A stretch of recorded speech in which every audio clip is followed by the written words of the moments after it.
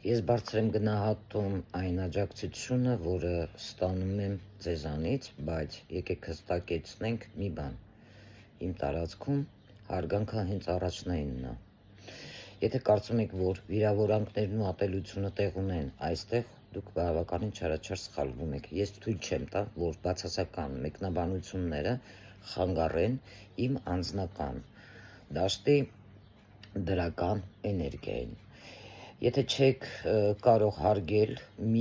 մնացեք այստեղ, ձեզ ոչ մեկ չի խնդրում։ Հարգանքը փոխադարձ է լինում, կամ հարգում ես, կամ հեռանում ես։ Երբ որ դուք ինչ-որ բան մեկնաբանում եք, մտածեք, դուք դա քանդում եք, թե կառուցում եք։ Հեշտ է չէ գրել ինչ-որ վիրավորանքներ թաքնվելով էկրանի հետևում, բայց պետք է հիշեք, բառերն ունեն ուժ։ Նրանք կամ կարող են ոգեշնչել կամ խոցել։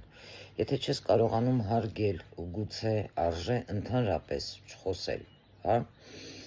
Իմ տարածքում հարգանքը կա ամենակարևորն է, եթե չես կարող տալ հարգանք, մի ակնկալի այն ստանալ։ Մտածիր քո մեկնաբանությունները, հա, արժեքը ավելացնում է թե խլում։ Ընտրությունը ձերն է։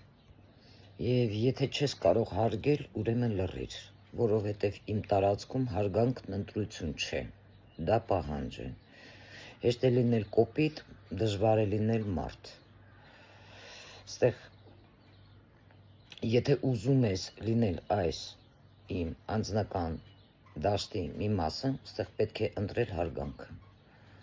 Քո խոսքերը կարող են կամ կառուցել, կամ ավերել։ Ընտրությունը քոնն է։